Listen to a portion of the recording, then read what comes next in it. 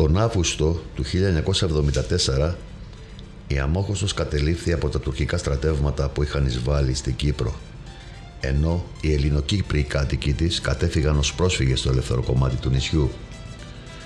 Έκτοτε το έδαφος του Δήμου ανήκε εκ του νόμου de jure στην Κυπριακή Δημοκρατία, αλλά εκ των πραγμάτων de facto ελέγχεται από την μη αναγνωρισμένη τουρκική δημοκρατία της Βόρειας Κύπρου, στην οποία ο Δήμος Γκάζι Μαγούσα είναι πρωτεύουσα της ομώνυμης επαρχίας.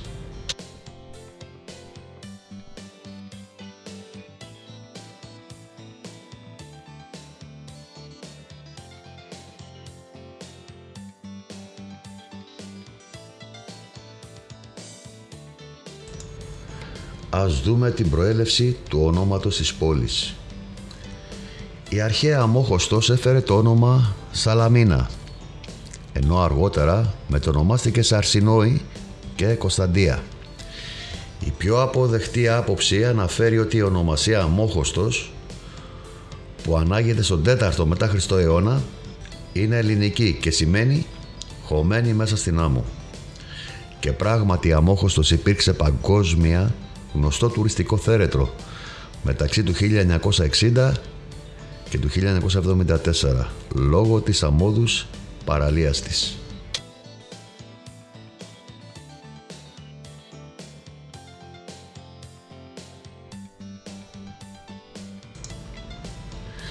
Την εποχή του Μεσαίωνα οι Λουζινιανοί άλλαξαν το όνομα της πόλης σε Φαμαγκούστα. Από την εποχή της τουρκοκρατίας το 1571 οι Οθωμανοί αποκαλούσαν την πόλη ως Μαγούσα.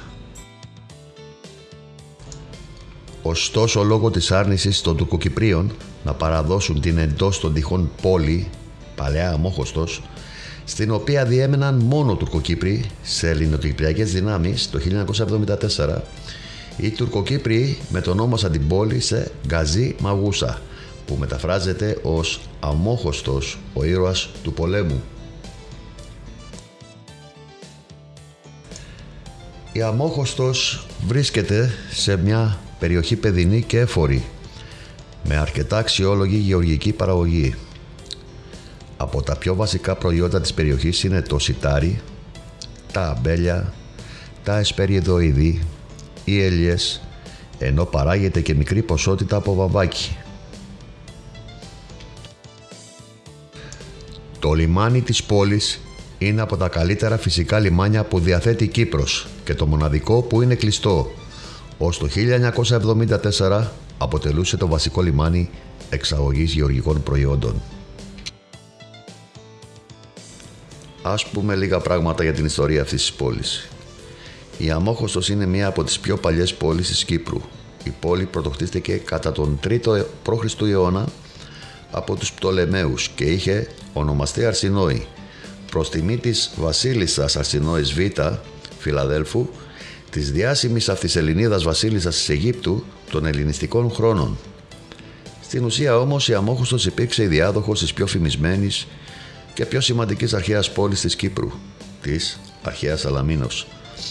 Κατά την ελληνική μυθολογία, η Σαλαμίνα είχε ιδρυθεί μετά το τέλος του Τροϊκού πολέμου από τον Τεύκρο, το γιο του Τελαμόνα και αδελφό του Έαντα, από το ελληνικό νησί της Σαλαμίνος. Ας πούμε τώρα την εποχή της Βυζαντινής Αυτοκρατορίας, η πόλη γνώρισε μεγάλη ακμή πολύ αργότερα, στην εποχή του Βυζαντινού Αυτοκράτορα Ιουστινιανού. Για να την τιμήσει την πόλη αυτή, από την οποία καταγόταν η γυναίκα του η Θεοδόρα, ο Ιουστινιανός την πλούτησε με πολλά κτίρια, ενώ οι κάτοικοι, για να εκφράσουν την ευγνωμοσύνη τους, την ονόμασαν Νέα Ιουστινιανία.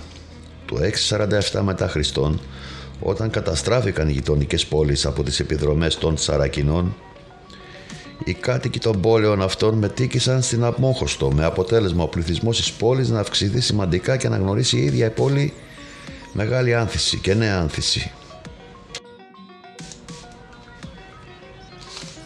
Αργότερα, όταν τους Αγίους Τόπους τους κατέλαβαν οι Άραβες, ο χριστιανικός πληθυσμός κατέφυγε στην Αμμόχωστο.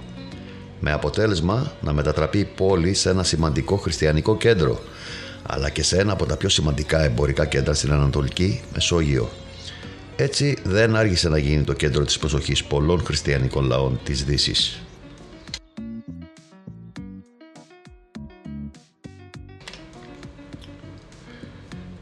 Μεγάλη ανάπτυξη και πρωτοφανή ακμή είχε γνωρίσει η Αμόχωστος κατά την περίοδο της Φραγκοκρατίας και ιδίως κατά τον 13ο και 14ο αιώνα. Περιστοιχισμένη με ισχυρά τείχη, υπήρξε το σπουδαιότερο λιμάνι της Ανατολικής Μεσογείου και η ίδια μια από τις πιο πλούσιες πόλεις. Παροικίες πολλών εμπόρων, Βενετών, Γενουατών, Πιζάνων, Ναπολιτάνων, Καταλανών, Μασαλών, Σύρων και άλλων κατοικούσαν στην πόλη που είχε εξελιχθεί σε ιδιαίτερο σπουδαίο σταθμό μετακομιστικού εμπορίου μεταξύ Ανατολής και Δύσης. Οι ποικίλες εμπορικές δραστηριότητες είχαν ως αποτέλεσμα να σειραίει στην Αμόχωστο άφθονος πλούτος. Λάμπρα, ανάχτορα και άλλα οικοδομήματα κοσμούσαν την πόλη, ανάμεσα στα οποία ξεχώριζε ο σωζόμενος και σήμερα γοθικός καθεδρικός ναός του Αγίου Νικολάου.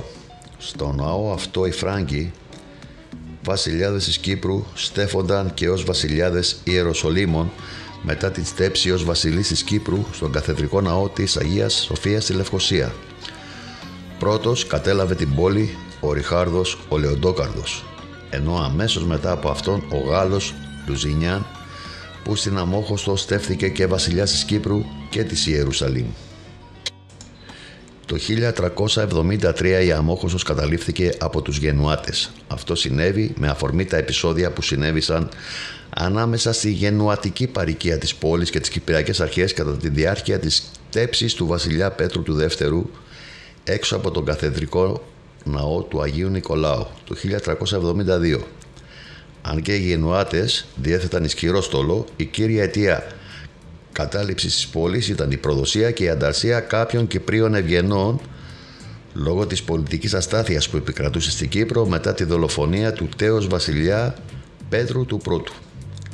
Η Αμόχωστος κρατήθηκε από τη Δημοκρατία της Γένοβας για σχεδόν ένα αιώνα, 90 χρόνια, αφού το 1374 το βασίλειο της Κύπρου συνθηκολόγησε. Αν και αρκετές προσπάθειες έγιναν για ανακατάληψη της πόλης, κυρίως από τον Ιαννό, το βασιλιά, μόλις το 1462 η Αμόχωστος ανακαταλήφθηκε από τον βασιλιά Ιάκωβο τον Δεύτερο, μετά από μια σκληρή πολιορκία 2 ετών. Στην ύστερη περίοδο της Φραγκοκρατίας, η Αμόχωστος συνέχισε αναχτώντας σιγά σιγά το παλιό της μεγαλείο και την παλιά της έγκλη. Το 1489 η Κύπρος παραχωρείται στη γαλλινότατη Δημοκρατία της Βενετίας από την τελευταία βασίλισσα της Κύπρου, Εκατερίνη Κορνάρο. Η πόλη οχυρώνεται ακόμα περισσότερο από τους Ενετούς και μετατρέπεται σε διοικητικό κέντρο και γενικό στρατηγείο για την Ανατολική Μεσόγειο. Στο γνωστό πύργο της πόλης η παράδοση τοποθετεί την εξέλιξη και το τέλος της τραγωδίας του Σέξπιρ, ο Θέλος. Αν και ο ίδιος ο μεγάλος συγγραφέας δεν αναφέρει την Αμόχωστο, αλλά ομιλεί απλώς για ένα λιμάνι στην Κύπρο αόριστα. Όμως ο Οθέλος, ο ήρωας της ομώνυμης τραγωδίας του Σέξπιρ, θεωρείται ότι είχε πηγή έμπνευσης τον Κριστόφορο Μόρο, Βενετό αξιωματούχο που είχε διατελέσει διοικητής της Αμοχώστου και της Κύπρους ολόκληρης κατά το 1505-1507. Η Αμόχωστος αντιστάθηκε με ηρωισμό κατά τη διάρκεια της εισβολής των Οθωμανών Τούρκων που εισέβαλαν στην Κύπρο το 1570, αντέχοντας μια ιδιαίτερα σκληρή πολιορκία που κράτησε 11 μήνες μέχρι τον Αύγουστο του 1571. Παρά το ότι οι επιθέσεις των 240.000 Τούρκων ήταν λυσώδεις, οι μόλις 8.000 υπερασπιστές της πόλης τις είχαν αποκρούσει όλες. Αναφέρεται ότι μπροστά στα τείχη της Αμοχώστου οι Τούρκοι είχαν 80.000 νεκρούς. Ωστόσο, ύστερα από 11 μήνες και όταν οι υπερασπιστές της σχεδόν πέθαιναν από την πείνα και είχαν εξατλήσει πλήρως τα πολεμοφόδια τους, πολεμώντας πλέον μόνο με πέτρες και ξύλα, η πόλη συνθηκολόγησε και αποφάσισε να παραδοθεί. Οι Τούρκοι δεν τήρησαν τελικά τη συμφωνία, διέπραξαν άγρια σφαγή των κατοίκων και υπερασπιστών της πόλης και την πλήρη λαιλασία της. Η ομότητα των Οθωμανών ήταν τέτοια ώστε έγδαραν ζωντανό τον Βενετό κυβερνήτη Μάρκο Αντώνιο Μπραγκαντίνο και θεωρήθηκε πράγματι τυχερός όποιος εκτελέστηκε γρήγορα όπως ο Αστόρε και άλλοι.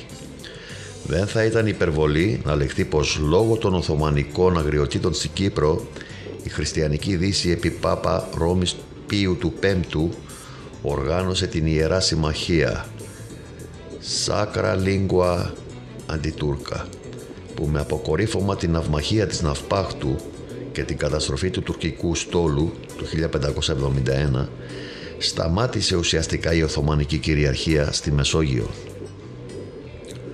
Όταν οι Οθωμανοί κατέλαβαν την Κύπρο το 1571 δεν επέτρεπαν σε χριστιανούς να κατοικούν μέσα στην Αμόχωστο, δηλαδή στην εντός των ενετικών τυχών πόλη, παλαιά Αμόχωστο. Οι χριστιανοί άρχισαν να κατοικούν έξω από την παλαιά Αμόχωστο σε νοτιότερο σημείο, δημιουργώντας ένα προάστιο. Η τουρκική λέξη για το προάστιο είναι βαρούς, από την οποία προέκυψε και η ονομασία της περιοχής τα Βαρόσια ή Βαρόσι. Η περιοχή αυτή αποτέλεσε τη νέα Αμόχωστο, η οποία γνώρισε σημαντική τουριστική ανάπτυξη ως και το 1974.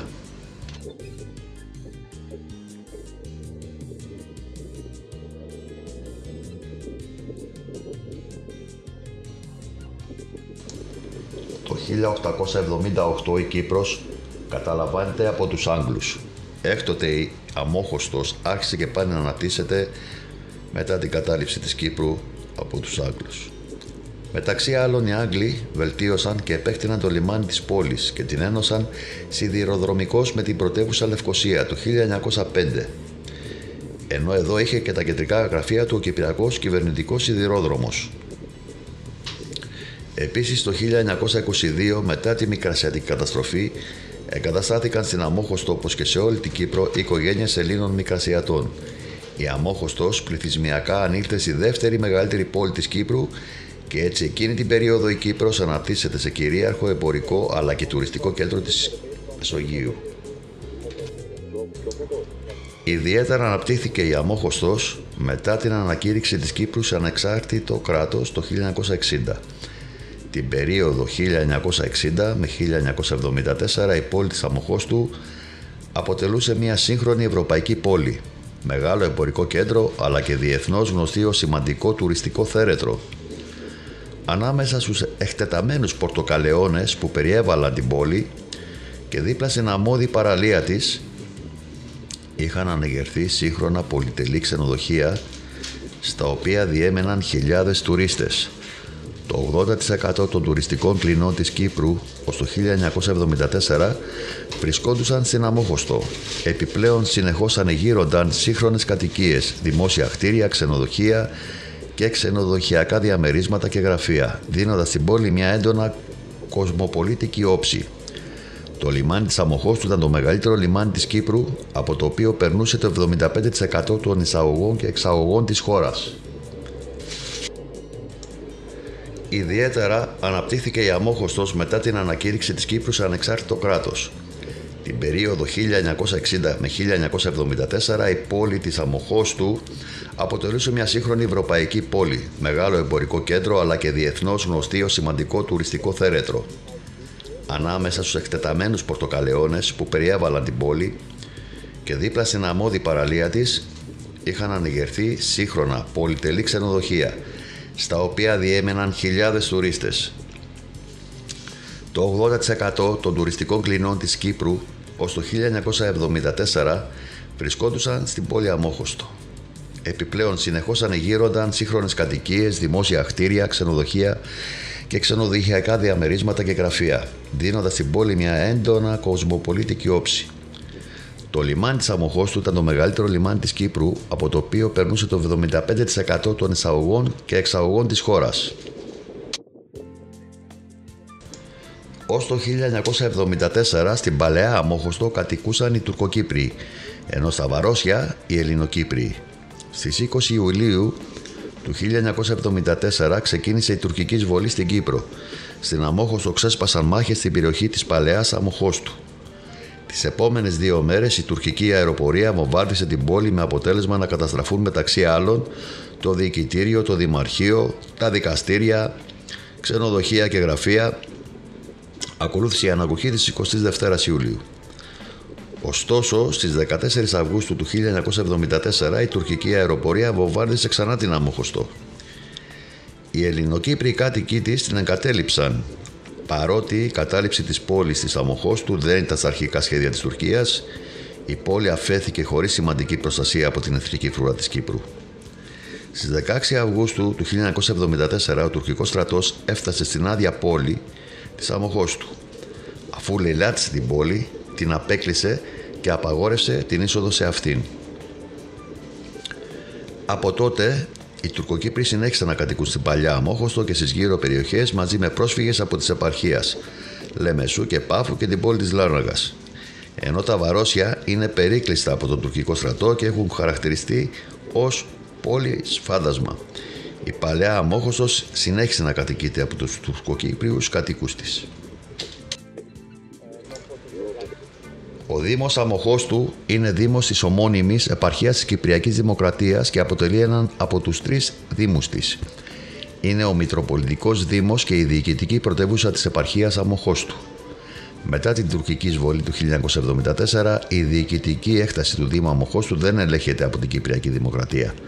Τα εδάφια αυτά ανήκουν εκ του νόμου, de jure, στην Κυπριακή Δημοκρατία, ενώ εκ των πραγμάτων, de facto, ανήκουν στο μη αναγνωρισμένο κράτος της τουρκικής Δημοκρατίας Βορείου Κύπρου. Η Αμμόχωστος, ο Δήμος Αμμοχώστου, για διοικητικούς σκοπούς χωρίζεται στις 12 εξής συνοικίες: Αγία Ζώνη, Άγιος Γεώργιος, Άγιος Ιωάννης, Άγιος Λουκάς, Άγιος Μέμνων, Άγιος Νικόλαος, Ακρόπολης, Παλαιά Αμμόχωστος, Σαλαμής, Σταυρός, Χρυσή Αχτή και η Χρυσοσπηλιώτισσα. Το σωζόμενο και σήμερα φρούριο της Αμμοχώστου είναι γνωστότερο με την ονομασία Πύργος του Οθέλου. Σώζονται επίσης σε καλή κατάσταση τα ισχυρότατα μεσαιωνικά τείχη της πόλης και εντός αυτών τα ερείπια και πολλών άλλων μνημείων, περιλαμβανομένων πολλών σημαντικών εκκλησιών. Υποστηρίχτηκε ότι η Αμμόχωστος είχε συνολικά 365 εκκλησίες και μοναστήρια, όσες και οι ημέρες του χρόνου. Προφανώς όμως ο αριθμός είναι υπερβολικός.